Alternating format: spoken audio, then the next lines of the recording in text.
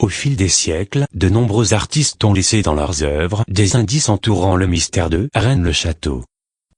De Jules Verne à Nicolas Poussin, en passant par Léonard de Vinci, dont le rôle a été caricaturé par la machine médiatique américaine au travers du Da Vinci Code.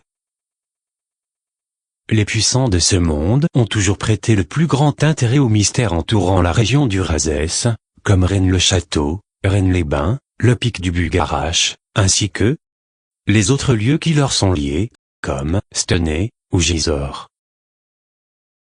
Louis XIV conservait dans ses appartements privés le fameux tableau des bergers d'Arcadie de Nicolas Poussin reproduisant les paysages du Razès. Sa mystérieuse inscription, Et in Arcadia ego, a été reproduite sur le monument des droits de l'homme érigé par François Mitterrand à Paris, lui-même féru de sciences occultes, et qui s'était rendu à Rennes le Château durant sa campagne présidentielle de 1981. André Malraux, qui a fait envoyer l'armée pour fouiller Gisors. Ou encore Heinrich Himmler qui envoya l'archéologue Otto Rahn enquêter sur les troubadours et les cathares sur les traces du Saint Graal dans les Pyrénées. Pour ne citer que ce flot d'indices plus ou moins farfelus ou légitimes perdure aujourd'hui, notamment au travers des films de Robert Zemeckis ou de Steven Spielberg. Comme pour le décor des bergers d'Arcadie, beaucoup ont relevé la ressemblance des paysages du film Rencontre du troisième type, de Steven Spielberg avec les paysages du Razès.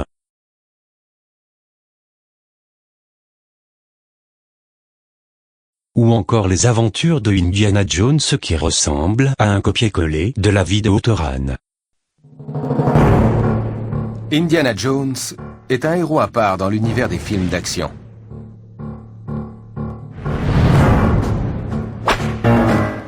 Cet aventurier qui traque des reliques sacrées et repousse ses ennemis à coups de fouet est devenu une légende.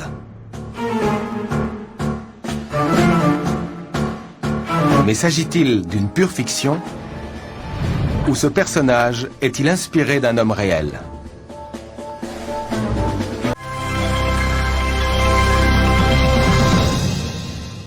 Le producteur, George Lucas, propose un projet à son ami d'enfance, le réalisateur Steven Spielberg. Dans les Indiana Jones, le MacGuffin est toujours un trésor au pouvoir surnaturel. Et justement, un personnage réel s'est lancé sur la piste du plus célèbre trésor du monde, le Saint Graal.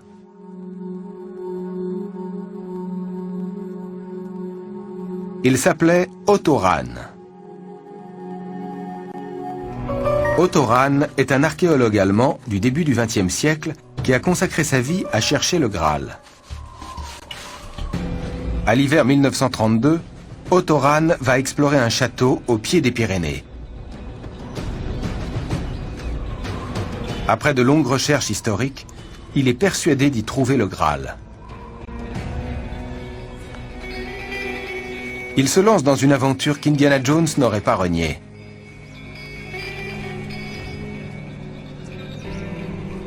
Le château de Montségur, en Ariège, a été le dernier refuge des cathares. Cette secte chrétienne hérétique, apparue entre le Xe et le XIIe siècle, aurait conservé de nombreux trésors religieux. Après avoir étudié les textes médiévaux, il est persuadé qu'ils étaient les gardiens du Saint Graal et qu'ils l'ont caché à Montségur. Un jour, en 1933, Himmler entend parler d'Otto Rahn, qui avait écrit plusieurs livres sur le Graal et les secrets des cathares. Pour lui, c'est une excellente nouvelle. Himmler contacte Otto Rahn pour lui proposer un poste dans les SS. Himmler achète le château de Wewelsburg, dans l'ouest de l'Allemagne, avec l'ambition d'imiter celui du roi Arthur, Camelot. Dans Indiana Jones et la dernière croisade, le héros se retrouve prisonnier d'un château étrangement similaire. Mais quel est donc le rapport avec le 11 septembre? La réponse se trouve dans un fil d'indices placé dans les films de Robert Zemeckis. Dans son film The Walk, entièrement dédié aux tours jumelles, Zemeckis invite son audience à chercher ces indices et à suivre le fil rouge. Oh, voilà. My dream. and I saw the towers of Notre Dame, and I said, this is where I must put my wire. C'est complètement ridicule. English. When the sun comes up, I walk. Ou encore, dans son film Contact, des extraterrestres envoient une vidéo de Adolf Hitler aux Jeux Olympiques de 1936. Dans les lignes vidéo entrelacées se trouve un message caché. Zemeckis invite ici les spectateurs à lire entre les lignes pour trouver des messages cachés. Jackpot. En effet, l'abondance de références subliminales aux événements de New York en 2001, dans les films de Zemeckis, a interpellé un grand nombre de spectateurs. En voici un récapitulatif. Cher Dr. Brown, la nuit où je suis parti dans le passé, vous allez être tué par des terroristes. Je voudrais que vous preniez toutes les précautions nécessaires pour éviter ce terrible désastre. Dans le film culte « Retour vers le futur » de 1985, lors de la séquence du centre commercial des Deux Pins, nous sommes les témoins d'une soudaine attaque surprise terroriste, perpétrée par un groupe de terroristes islamistes. L'attaque a lieu à la promenade des Deux Pins, qui fait référence aux tours jumelles. Si nous tournons le panneau à l'envers, les chiffres de l'horloge indiquent 9, 1, 1 ou 9 et 11. Les Deux Pins symbolisent les deux tours jumelles. Avant l'attaque terroriste, les Deux Pins sont présents, mais après l'attaque, les Deux Pins ont disparu, remplacés par un seul pin. Cela a eu lieu le 11 septembre, quand les tours jumelles ont été détruites, et remplacées plus tard par une tour unique, le One World Trade Center. Étrangement, dans cette scène, Doc nous montre deux chronomètres, qui affichent de manière codée, le 11 septembre. Nous verrons plus loin que 9/11, ou 11/9 a quasiment la même signification. Ceci est confirmé dans le film Bienvenue à Marouen, sorti en 2018, dans lequel Robert Zemeckis montre une DeLorean en Lego, dans laquelle le double message 9/11 est de nouveau inscrit.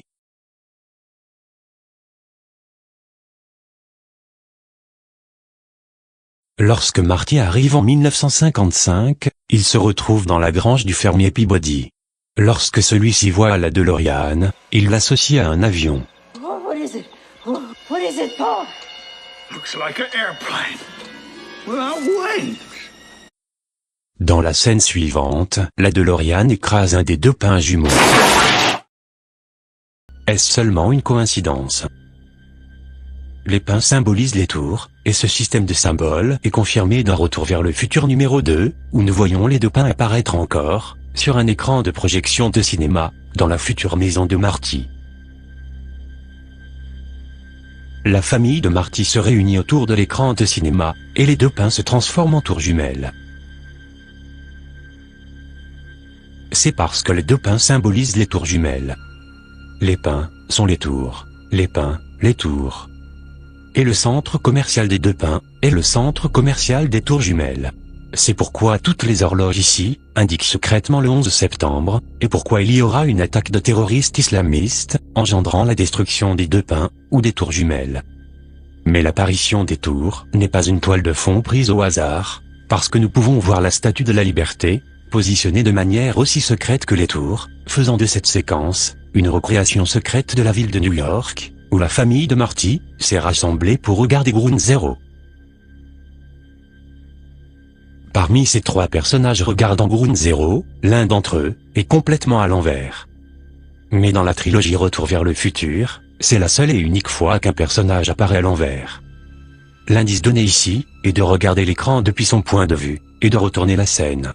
Et lorsqu'on le fait, les tours jumelles sont clairement montrées en train de tomber. Dans l'histoire entière du cinéma, cette séquence de Retour vers le futur est la représentation la plus littérale jamais faite, montrant les tours qui tombent. Alors, comment est-il possible que cette séquence apparaisse dans une histoire incluant déjà une attaque terroriste, par des islamistes, aux Deux Pins, le 11 septembre, car les Deux Pins sont les tours jumelles, et qui s'avère être la meilleure représentation par Hollywood, de l'effondrement des tours jumelles. Dans Retour vers le futur 1, on voit de nouveau le nombre 11/9, avec le message Gas War signifiant guerre du pétrole. Dans le film La Grosse Magouille, sorti en 1980, produit par Steven Spielberg, un des protagonistes se déguise pour commettre un attentat. That's too fucking high! Et fait par la suite porter le chapeau aux musulmans. You want to give me that again? Well, yes. As I say, Inspector, I heard this large explosion, and I rushed out. I couldn't tell what was going on. I saw the car over there in flames, and all these strange little characters, you know, towels on their heads, weird little goatees and stuff, running around yelling, Ayatollah, Ayatollah. And then they all got in the car and drove away. I guess it was Iranian students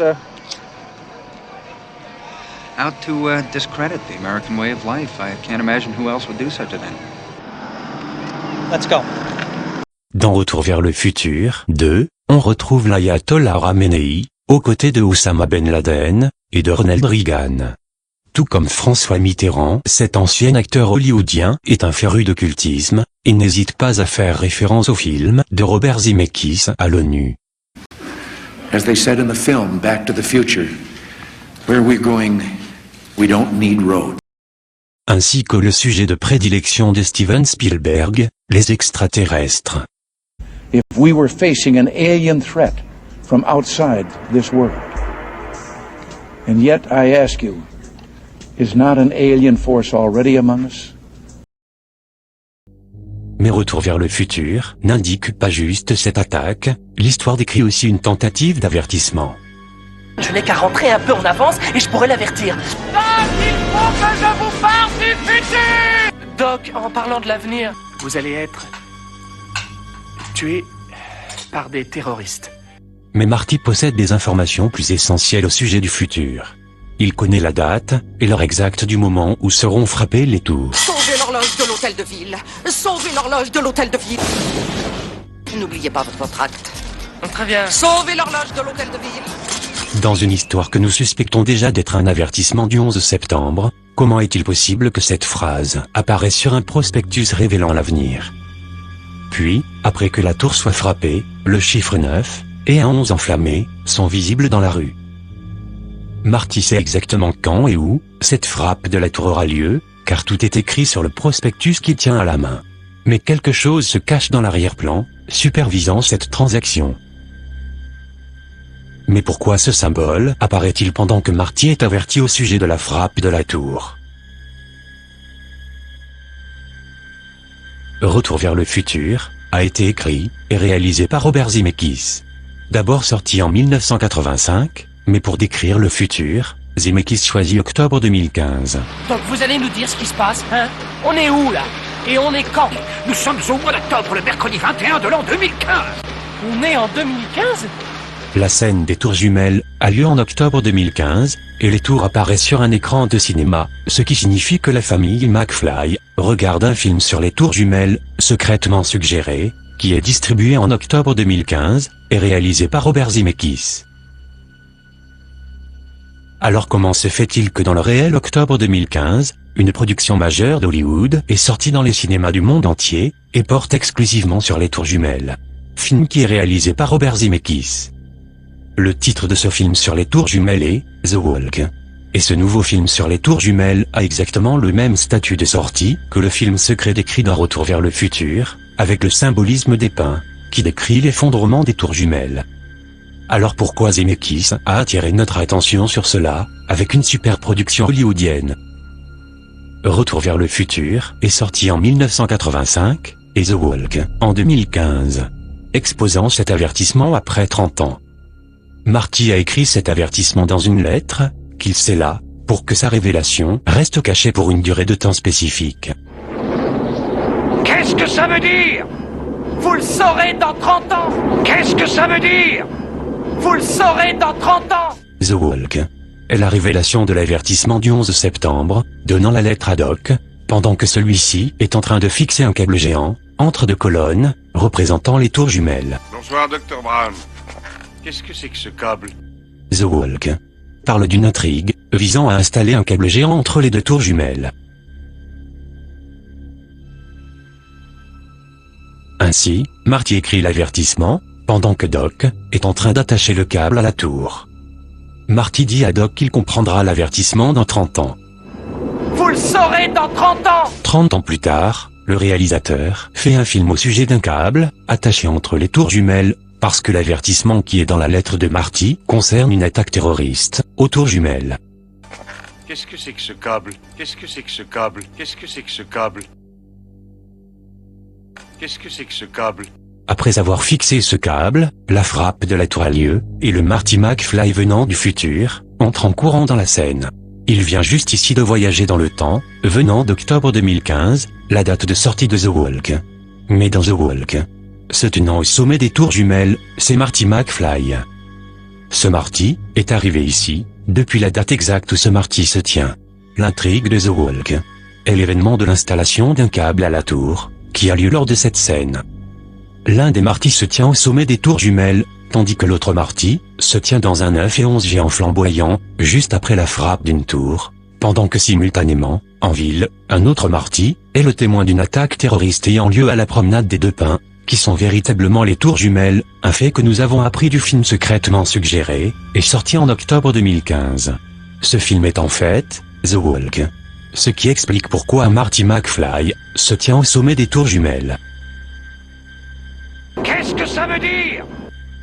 Qu'est-ce que c'est que ce câble? Qu'est-ce que c'est que ce câble? Qu'est-ce que c'est que ce câble? Qu'est-ce que c'est que ce câble? Qu'est-ce que c'est que ce câble? Qu'est-ce que c'est que ce câble? Vous le saurez dans 30 ans. Vous le saurez dans 30 ans. Vous le saurez dans 30 ans. Tac, tac, tac, tac, tac. Du calme, Doc, c'est moi, c'est Marty. Non, c'est impossible. Je viens de te renvoyer dans le futur. Oui, je sais, vous m'avez aidé à retourner dans le futur, mais me revoilà. Je suis de retour du futur. Nom de Zeus. Robert Zemeckis ne fait pas qu'alerter sur un événement à venir, il en donne aussi la signification. Le 11 septembre fait référence à la mythologie, au combat que se mènent les dieux pour régner sur le cosmos. Ouranos, le dieu du ciel et de la voûte céleste, fut détrôné par son fils Cronos, qui fut à son tour détrôné par son fils Zeus. Ils sont respectivement associés aux planètes, Uranus, Saturne et Jupiter, qui sont le nom de ces mêmes divinités pour les Romains. Comme beaucoup, Robert Zemeckis associe Cronos au dieu du temps. Quant à Zeus, c'est le dieu de la météo qui détrôna Cronos grâce à la foudre. Christopher Lloyd, l'acteur qui joue le rôle de Doc, combat le temps avec sa machine à remonter dans le temps. Il incarne Zeus, combattant Cronos. C'est pourquoi Christopher Lloyd se bat contre l'horloge de l'hôtel de ville. Et c'est la foudre qui arrête l'horloge. Dans la plupart de ses films, Christopher Lloyd est associé aux arcs électriques en général et à la foudre en particulier.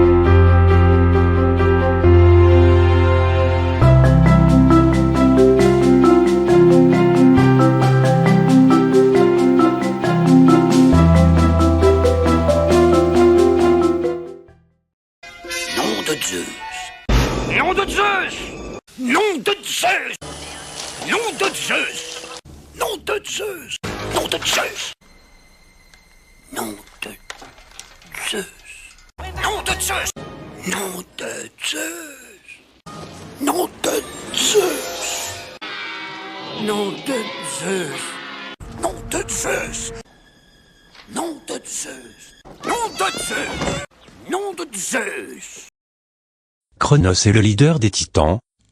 Zeus celui des Olympiens. La victoire des Olympiens sur les Titans est célébré par une course sportive durant laquelle on brandit la torche olympique. C'est pourquoi après sa victoire sur Cronos, Zeus allume une torche géante et court dans un couloir de feu, en levant étrangement la main, comme s'il brandissait une torche.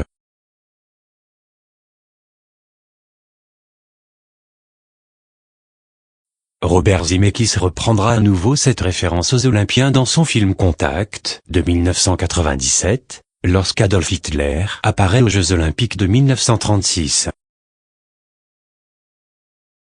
Mais Zeus n'était pas le seul Olympien à combattre Cronos, il fut aidé par Poséidon et Hadès, respectivement associés à Neptune et Pluton. Si cette mise en scène est bien le combat des Olympiens contre Cronos, Neptune, Poséidon, et Pluton, Hadès, devraient se trouver présents. Marty incarne en effet Pluton. Lorsqu'il se trouve dans la grange, le fils de Peabody montre une série de science-fiction où l'on voit Marty à côté de la DeLorean, intitulée Zombies de l'espace venant de Pluton.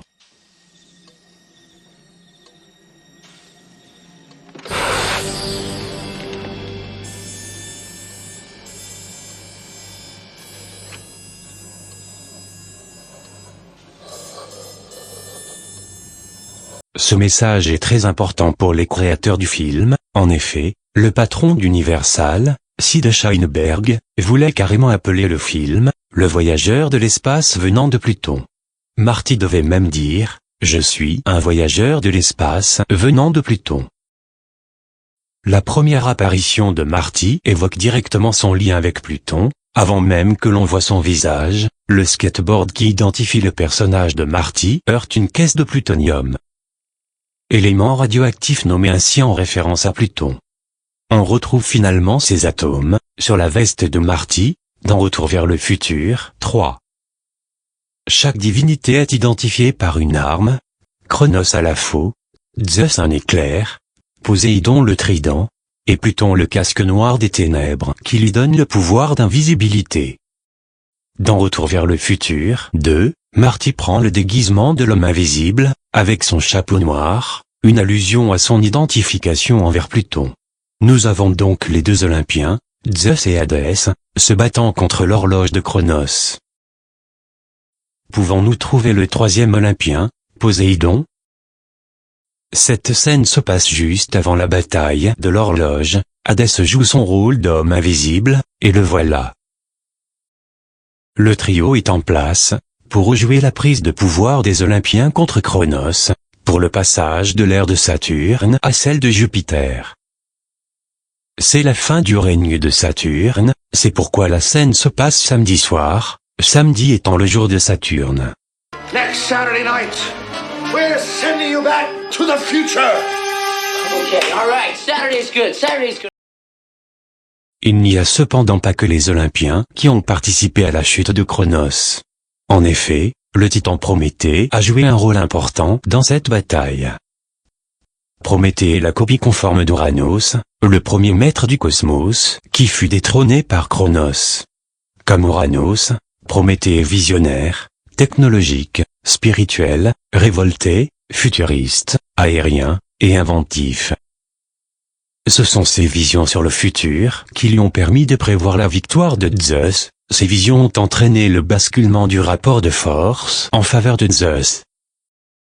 La succession pour le règne sur le cosmos n'est pas linéaire, mais cyclique. Comme l'explique le chercheur Luc Biget, après Zeus, c'est la force d'Uranos qui revient au travers de Prométhée. Car si Prométhée a aidé Zeus contre Cronos au début, il sera par la suite le premier à défier le nouveau maître du cosmos, Zeus. Chaque signe du zodiaque est associé à une planète. Pluton pour le Scorpion, Jupiter pour le Sagittaire, Saturne pour le Capricorne, Uranus pour le Verseau, et Poséidon pour les Poissons. Chaque signe est aussi associé à une iconographie, un symbole, et un numéro. L'iconographie du Sagittaire est un centaure, le symbole une flèche, et le numéro 9. C'est pour ceci que le 9 est en forme de flèche, il fait référence au Sagittaire, à Jupiter, à Zeus. C'est pour cela aussi que, dans Retour vers le futur 3, Doc porte sur sa chemise des centaures, et que l'on voit derrière lui des flèches géantes. La planète du Capricorne est Saturne, en grec Chronos, son numéro est le 10. La planète du Verseau est Uranus, en grec Ouranos, aussi incarné par Prométhée, son numéro est le 11. Si on situe le combat, au niveau des prétendants à la domination du cosmos, on comprend que 9/11 symbolise l'alliance de Zeus et Prométhée contre Chronos. C'est pourquoi 9/11 ou 11/9 ont une signification très proche. Le symbole du Verseau sont des vaguelettes. C'est pourquoi Doc, qui incarne Zeus et combat le temps, c'est-à-dire Chronos, porte une chemise avec des vaguelettes. Doc incarne là l'alliance 9/11.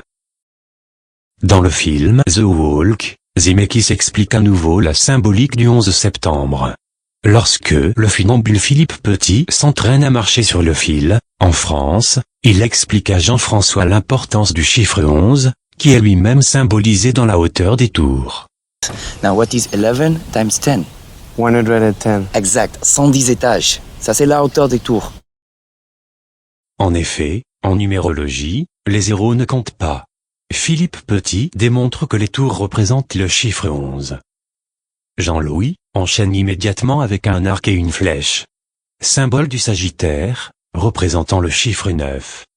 Hey guys, I believe I've kept my part of the bargain. What is this, a bow and arrow? Nous avons de nouveau, ici, un condensé de la symbolique du 9/11. Jean-Louis suggère d'utiliser une flèche pour tendre le fil entre les deux tours. Le rôle du Sagittaire est d'aider à franchir l'abîme qui sépare les deux tours. Okay, this is not as sensational as a radio-controlled airplane, but it's a lot quieter.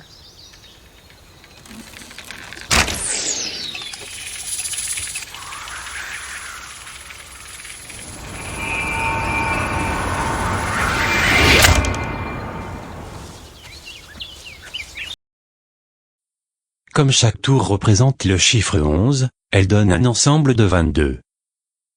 Dans les sciences occultes, ainsi qu'autour du mystère de Rennes-le-Château, le nombre 22 est très important.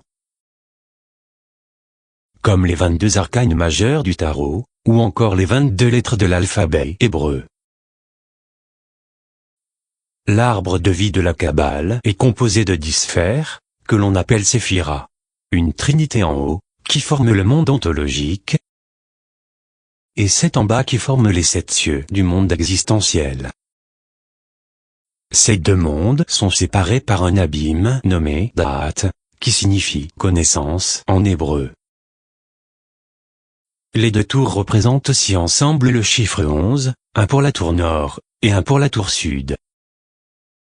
L'arbre de vie est composé de 2 piliers, le pilier de la sévérité, qui représente la divinité yin, et le pilier de la miséricorde, qui représente la divinité yang. Ces 2 piliers sont aussi les piliers du temple de Salomon, ou encore Jachin et Boaz en franc-maçonnerie. Cette représentation signifie l'équilibre harmonieux, entre le yin, et le yang. Le préfixe « el » signifie divinité, et le suffixe even signifie égalité. D'où le fait que 11 se dit 11 en anglais, car il est composé de 2 barres droites, formées par les 2 chiffres 1. La pseudo-séphira, ou séphira surnuméraire, numéro 11, Da'at, se trouve à l'intersection de 2 abîmes. L'horizontale, qui se trouve entre le monde ontologique et le monde manifesté, et le vertical, qui se trouve entre les 2 piliers. Da'at est le point de rencontre entre le yin et le yang, entre le féminin et le masculin. Il est le fruit auquel les 2 piliers donnent ensemble naissance. Le préfixe ko signifie ensemble, c'est pourquoi Da'at signifie connaissance.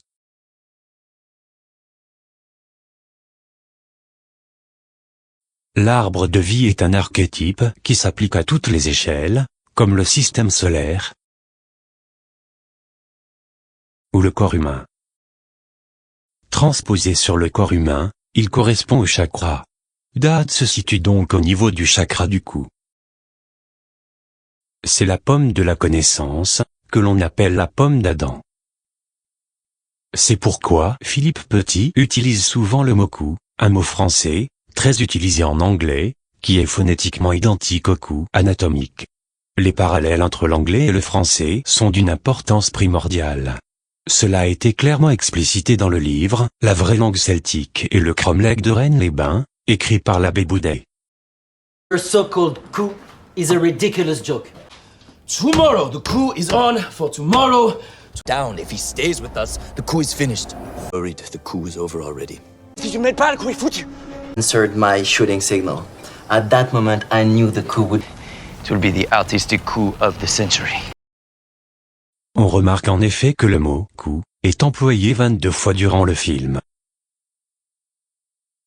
Au moment où Philippe Petit prend le risque de se casser le cou en franchissant l'abîme, il met son cou à découvert en perdant son col roulé. The artist. Oh my God, he's falling! I lost my costume! This is a tragedy, the biggest stage of my life, and I lose my costume. It falls off the edge. I have no costume. What? J'ai perdu mon col roulé, ça c'est pas mon costume. En alchimie, les deux piliers sont l'œuvre noire et l'œuvre blanc, le fruit de l'équilibre harmonieux entre ces deux œuvres, et l'œuvre rouge, aussi appelée Mercure. C'est la raison pour laquelle le monument offert par Vladimir Poutine aux États-Unis, en hommage aux victimes du 11 septembre, est constitué de deux piliers, avec au milieu une goutte de mercure. Le signe du zodiaque gouverné par Mercure sont les Gémeaux, constitués de ces mêmes deux piliers. Mercure est représenté avec des ailes aux pieds, et sur son casque. Son instrument est le caducée, qui, comme Mercure, se trouve au pilier du milieu, entre les deux autres piliers.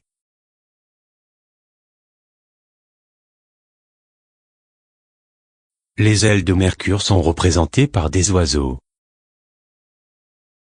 En effet, lorsque Philippe Petit se trouve entre les deux tours, un oiseau vient le perturber. Car le rôle de Mercure est celui du perturbateur et du provocateur. Quand Annie perturbe Philippe, lors de son entraînement entre les deux piliers, il la compare à un hibou. You're a tempest! You are a terrible hurricane winds that hour between the towers! Le fil qui unit les deux tours, masculine et féminine, est aussi illustré par un fil de salive, qui semble rajouté au montage lorsqu'Annie et Philippe s'embrassent.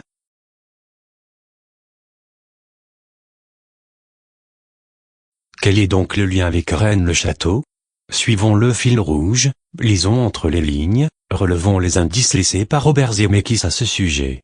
Ou plus généralement, au sujet de la région du Razès, et du sud-ouest de la France. Le document « Le Serpent Rouge » déposé à la Bibliothèque nationale par le controversé Pierre Plantard, qu'il soit authentique ou trafiqué, est une pièce incontournable du mystère de Rennes-le-Château. Il évoque l'implication de Jules Verne dans l'affaire, du fait que la somme des lettres de son nom fasse 131. Or, on apprend dans Retour vers le futur 3 que Doc et Clara sont fans de Jules Verne.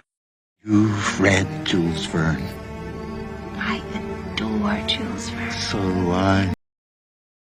Dans la dernière scène d'action, il se retrouve sur un train immatriculé 131.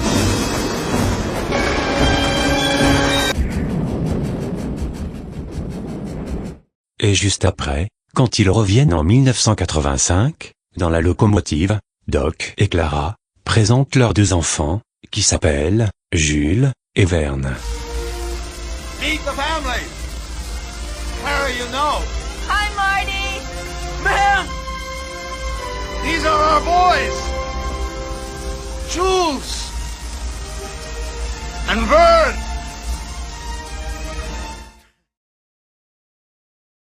Dans Retour vers le futur 1, de nouveau, on voit en dessous de la référence au 11 septembre, le nombre 131.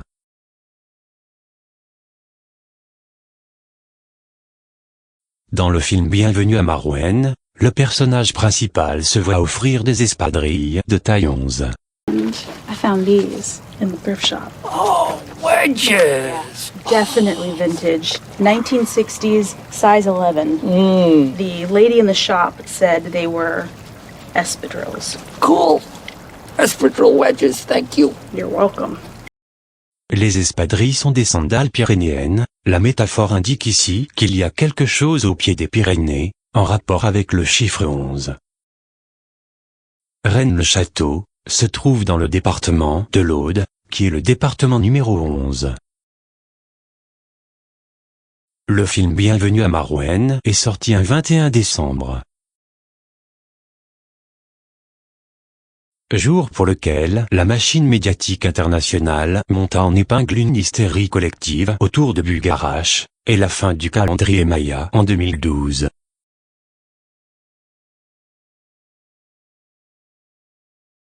Dans le film Rencontre du troisième type, de Steven Spielberg, sorti en 1977, et dont la fameuse montagne rappelle le pic du Bugarache, le lien avec la France est clairement établi. En effet, le chef de l'expédition est un Français, joué par François Truffaut. Look, I want to talk to the man in charge. Parlez au chef. Mr. Lacombe is the highest authority. He isn't even an American. Je n'aurai pas les réponses. Monsieur Neary, êtes-vous un artiste, un peintre? Mr. Neary, are you an artist or a painter? Et on trouve en haut du pic, un drapeau français. Même si ni Bienvenue à Marouane, ni Rencontre du troisième type ne se passe aux États-Unis, le lien avec la région du Razès est clairement établi. Dans le film The Walk, bien connu Philippe Petit nie son aventure née de lien avec le sud-ouest de la France, Robert Zemeckis l'associe à un troubadour. So now picture Paris. Here I am, a self-proclaimed wire walker that nobody on earth cares about, surviving as a troubadour, performing in the streets. Or, les troubadours sont originaires d'Occitanie. Lorsque Philippe Petit se fait passer pour un journaliste, il prend le nom de Toulouse-Cézanne. Hours are open for business. Mr. Zoli, excuse me. Toulouse-Cézanne from the magazine L'Architecte. Could you please tell me the exact distance between the north corner of the south tower and the south corner of the north tower? What? The exact distance between the towers. Cézanne était un nom de peintre, associé à Toulouse. Cela fait inévitablement penser au peintre Toulouse-Lautrec, qui est la personnalité la plus connue de la ville d'Albi. Les cathares sont aussi appelés les albigeois. Ces deux sujets, les troubadours et les cathares, sont centraux dans l'affaire de Rennes-le-Château. Ce sont aussi les deux sujets auxquels Otto Rahn, l'homme qui a inspiré Indiana Jones à Steven Spielberg et George Lucas, a consacré sa vie. Dans Forrest Gump, Robert Zemeckis fait un clin d'œil au réalisateur Roman Polanski, qui 5 ans plus tard tournera le film La 9e porte au château de Puyvert, situé dans le Razès, et étroitement lié au mystère de Rennes-le-Château.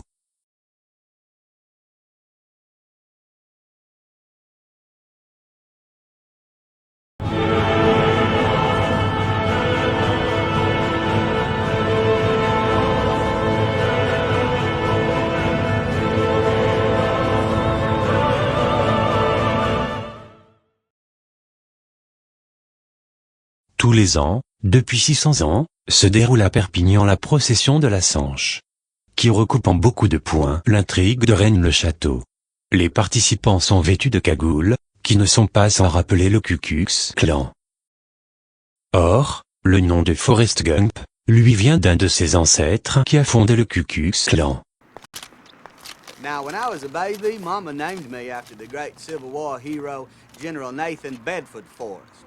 She said we was related to him in some way, and what he did was, he started up this club called the Ku Klux Klan.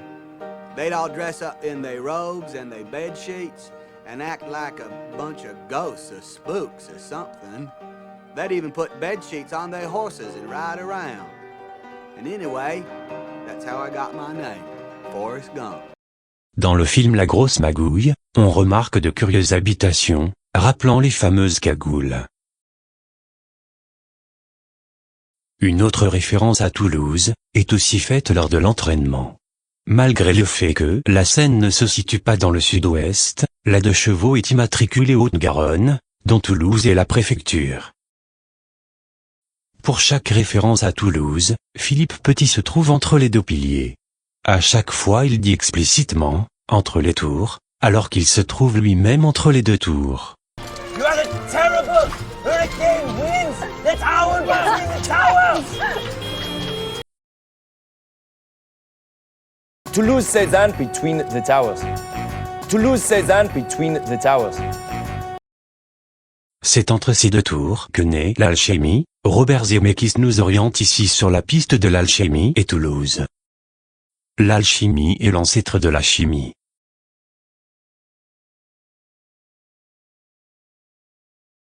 Or, 10 jours après le 11 septembre a eu lieu l'explosion de l'usine chimique AZF, à Toulouse, le 21 septembre 2001. C'est-à-dire, 110 ans, jour pour jour, après la célèbre découverte d'un tombeau, par l'abbé de Rennes-le-Château, Béranger Saunière, le 21 septembre 1891.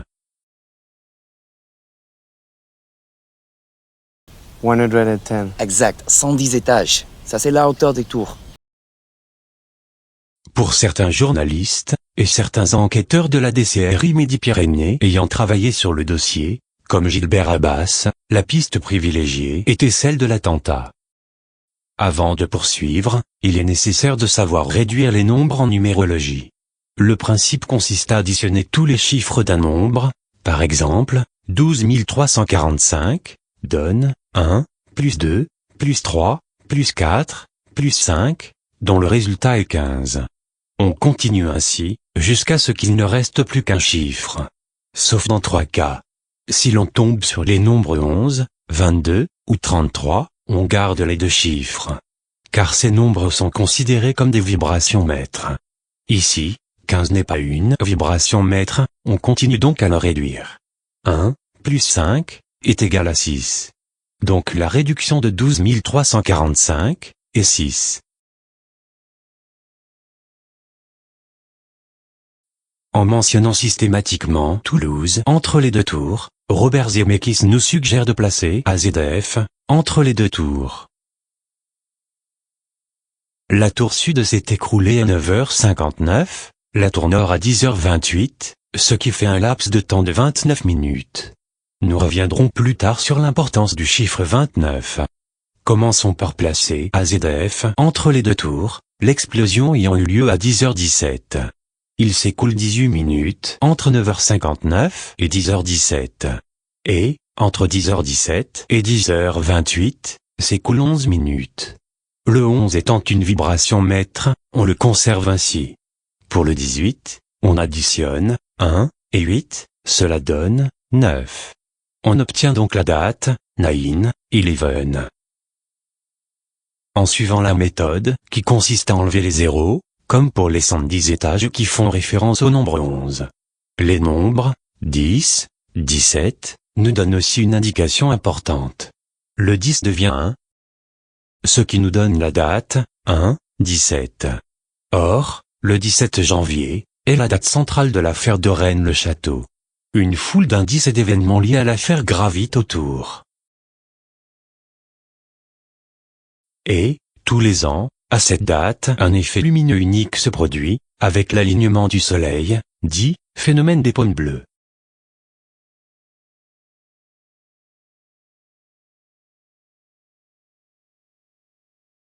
Le franchissement de l'abîme signifie le passage d'un monde à un autre monde. Le point de départ étant la première tour, et le point d'arrivée la seconde tour. L'ensemble des 3 lettres, A, Z, F, n'est curieusement pas un sigle de 3 mots, mais des 2 mots, azote, fertilisant. L'usine chimique aurait logiquement dû s'appeler AF.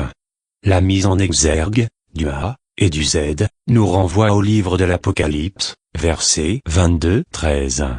Je suis l'alpha et l'oméga, le premier et le dernier, le commencement et la fin. Cette formule est par ailleurs reprise dans le verset 1, 17, correspondant à la combinaison 1, 17, précédemment évoqués.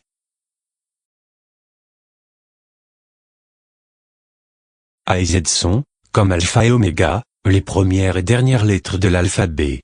AZF évoque donc ce voyage, de A à Z, d'une tour à l'autre tour. Une traversée, dont le point d'arrivée est l'entrée dans une nouvelle ère. Cette ère est l'ère du Verseau, théorie promue en France par Paul Lecourt, maître à penser du controversé Pierre Plantard, qui est à l'origine de la popularisation du mystère de Rennes-le-Château envers le grand public. L'ère du Verseau doit succéder à l'ère des Poissons, elle correspond à une naissance. En effet, les Poissons sont un signe d'eau, qui correspond à une période de gestation dans le liquide amniotique. Bien que le mot Verseau contienne le mot eau, c'est un signe d'air. Lors de la naissance, on entre en effet dans le monde de l'air, on respire de l'air pour la première fois. Mais comme le nom, verse, eau, l'indique, la naissance est aussi le moment où l'on verse les eaux. Par l'épanchement du liquide amniotique. L'iconographie du Verseau est un personnage versant de l'eau contenue dans une cruche. La lame du tarot correspondant au Verseau est la 17. Le ventre rebondi de la femme qui verse l'eau évoque l'accouchement. Par ailleurs, le 17 est un des chiffres d'Uranus, qui gouverne le signe du Verseau, et dont la période de rotation est de 17 heures. Le symbole du Verseau représente l'effet de l'invisible sur le visible, l'effet du vent sur la surface de l'eau. Il existe donc un lien fort entre les Poissons et le Verseau.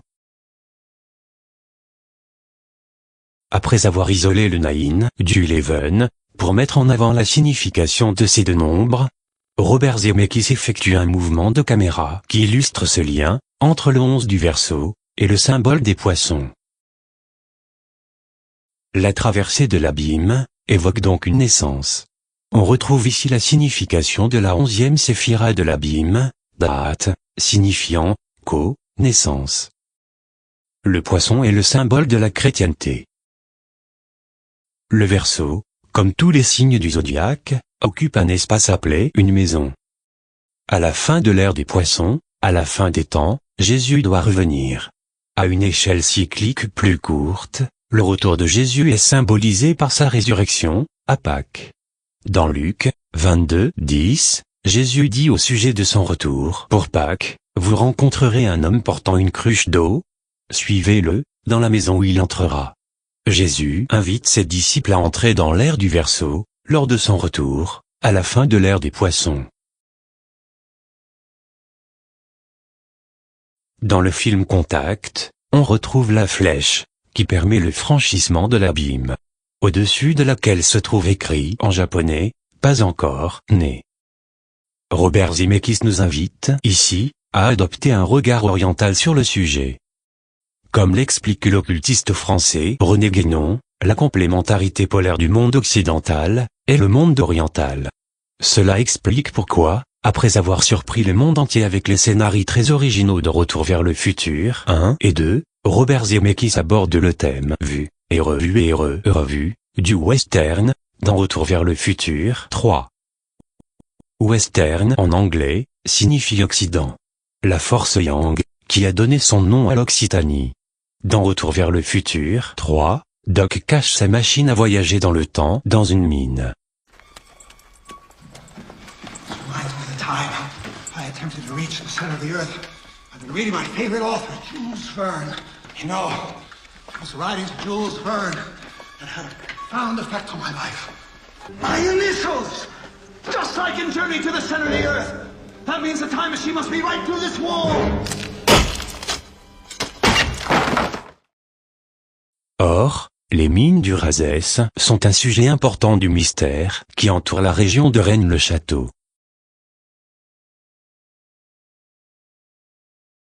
Si nous suivons l'invitation de Robert Zemeckis et René Guénon à regarder du côté yin des sciences occultes orientales, on tombe inévitablement sur le Yiking.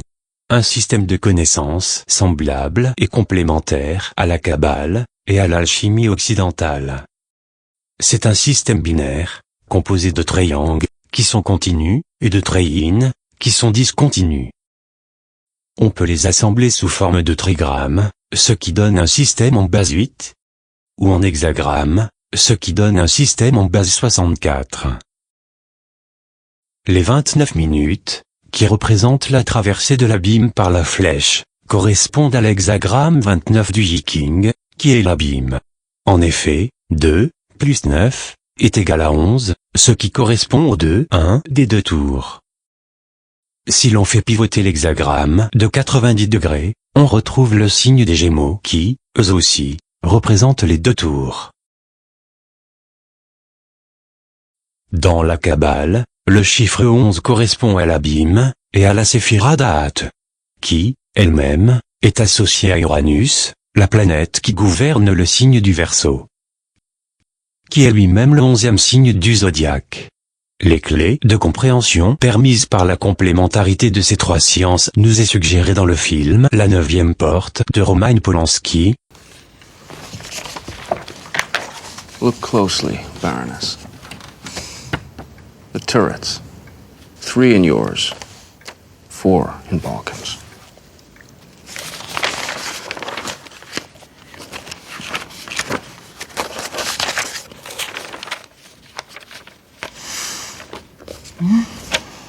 Amazing. I'm convinced there'll be a third one in here somewhere. 3 variations and 3 copies makes 9. Coincidence or something more? Maybe Torquia hid the secret of the 9th gate in 3 books, not 1.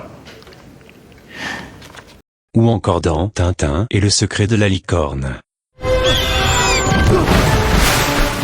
te tiens.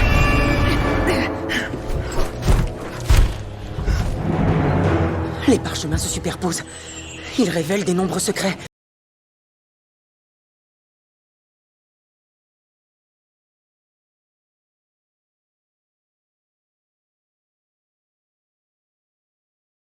Le nombre 29 n'est pas anodin. Alors que l'explosion de l'usine AZF a fait 30 morts, la page Wikipédia fait état de 29 morts. Le nombre 30 a été remplacé par 29, en 2006, par un utilisateur prenant comme référence un organe de la machine médiatique américaine, le New York Times. Plus tard, un autre utilisateur rajoutera 30 comme nombre de blessés, avec pour référence le rapport officiel du gouvernement français. Or, si l'on ouvre le rapport, on voit que le nombre de blessés n'est pas exactement 30, mais une trentaine. Et que le nombre officiel de 30 blessés est inscrit une ligne au-dessus. Le contributeur de Wikipédia a délibérément laissé le nombre erroné de 29 morts, alors qu'il avait le chiffre exact sous les yeux. Et il a rajouté le chiffre 30, alors que celui-ci est approximatif. On peut en déduire que, quelles que soient leurs intentions, des personnes ont consciemment ou inconsciemment tenté de faire passer un message au sujet de l'importance du nombre 29. On apprend aussi une autre différence entre l'anglais et le français, sur la page Wikipédia de Retour vers le futur. Dans la version anglaise, la machine à voyager dans le temps a besoin d'une détonation de 1,21 gigawatts pour fonctionner. Mais, dans la version française, c'est une détonation de 2,21 gigawatts. Or, la détonation de l'explosion de l'usine AZF s'est produite dans le hangar 221.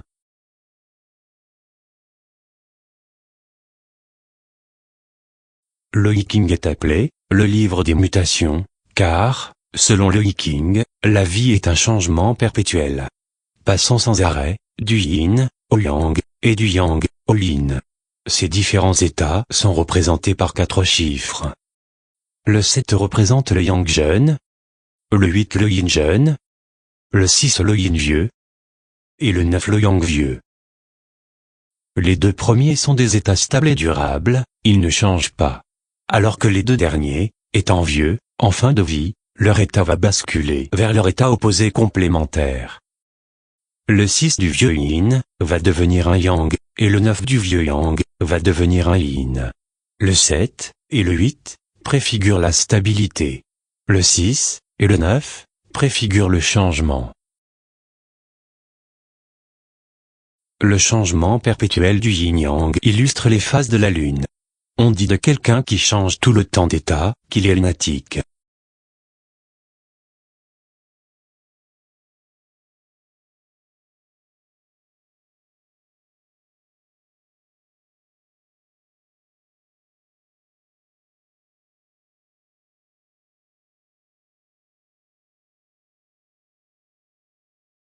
La lune gouverne le signe du Cancer,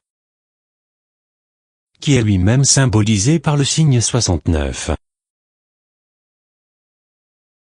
Azedef symbolise la réaction alchimique entre les deux piliers, Yin et Yang, là où prend naissance le changement qu'est le passage de l'ère des Poissons à l'ère du Verseau.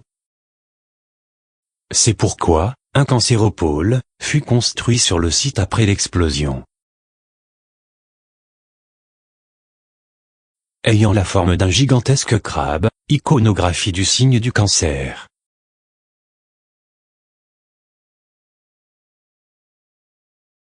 L'essence même de la ville de Toulouse tourne autour de cette mythologie. Le plus célèbre monument de la ville, qu'est la basilique Saint-Cernin, est un hommage à son évêque Saint Saturnin, qui incarne la planète Saturne. Il fut mis à mort par des païens adorateurs de Jupiter. Ce triste sort illustre la fameuse victoire de Zeus contre Cronos. Les bourreaux de Saint Saturnin l'ont attaché à un taureau, qui l'a traîné dans la ville, jusqu'à ce que mort s'ensuive. La rue départ du supplice porte depuis le nom de l'animal, rue du Tord. Il fut par la suite sacrifié à l'emplacement de l'actuelle gare Matabio. Matabio, signifiant en occitan, tuer le bœuf. L'animal incarne sans équivoque le signe du taureau. En effet, l'importance de la mythologie pour Toulouse est marquée en son cœur par un immense zodiaque placé au milieu de la place du Capitole.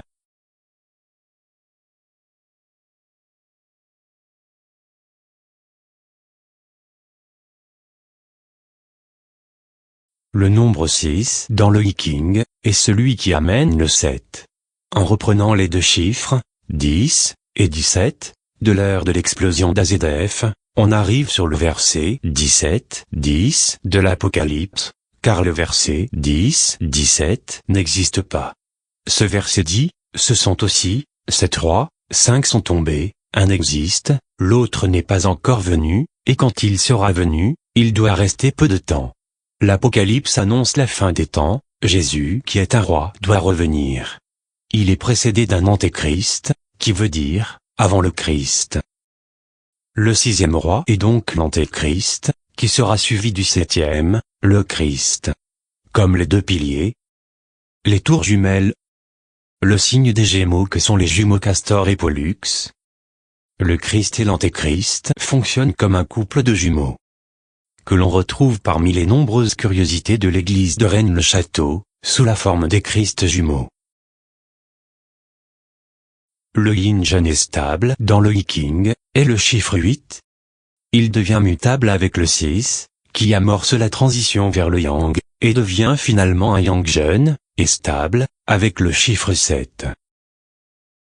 L'aventure de la traversée de Philippe Petit se déroule au mois d'août, le 8e mois, pendant la nuit, yin, du 6 août. Tomorrow, the coup is on for tomorrow. Tomorrow is the big... Jusqu'à l'arrivée de la lumière du jour, yang, du 7 août. Then at dawn, 6 a.m., I take my first step. And when the sun comes up, I walk. Wow. Si l'on reprend cette approche du Viking avec l'utilisation des trigrammes, le 6 devient 666, et le 7 devient 777. Le chiffre de l'Apocalypse est le 666, il est associé à la marque de la bête, que beaucoup ont identifié comme étant un code barre. Dans Retour vers le futur 1, Marty porte une chemise couverte de code barre. Cette thématique est renforcée par Doc à la fin du film, qui porte une chemise avec des QR codes.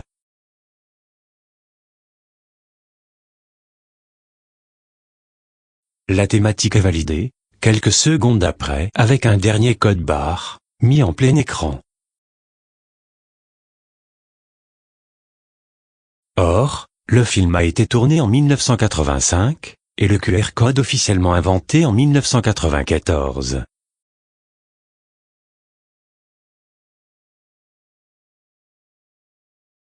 Beaucoup d'artistes font le signe 666 avec l'œil.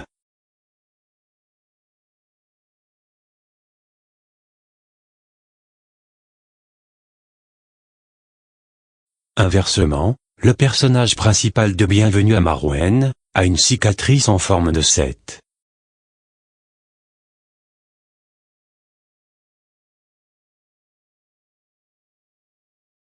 La série Twin Peaks de David Lynch est elle aussi articulée autour de la thématique des deux piliers, les Twin Towers. L'iconographie de Twin Peaks est une loge au sol strié noir et blanc, avec un rideau rouge, reprenant la symbolique des 3 œuvres de l'alchimie. Robert Zemeckis fait un clin d'œil à Twin Peaks dans Forrest Gump, avec le chapeau et la veste de l'entraîneur.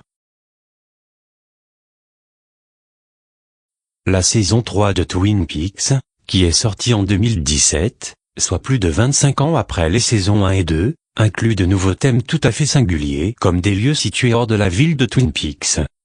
Notamment, une faille spatio-temporelle à New York.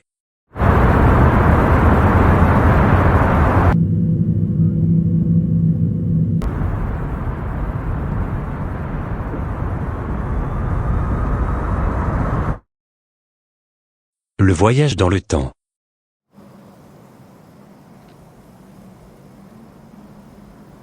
What year is this? Et, le personnage principal ayant un jumeau maléfique, qui arrive sur Terre avant son double bienveillant.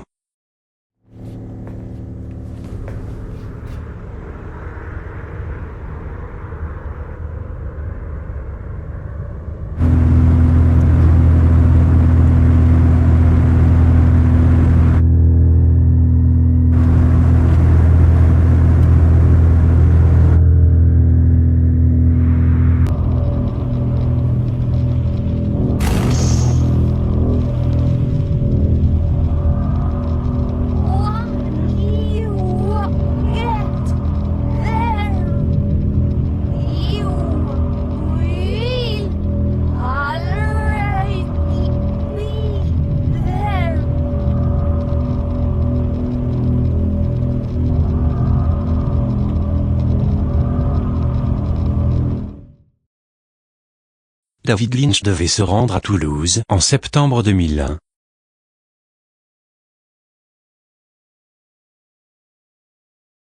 Mais il n'a pas pu à cause des attentats.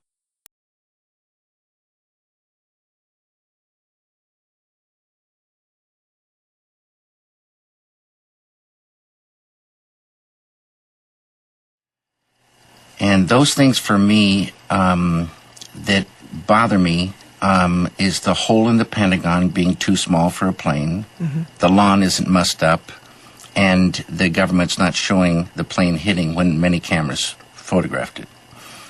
At the World Trade Center, 3 buildings came down like demolition, and 2 of them were hit by a plane, but the third one, they said, "Do you want us to pull it?"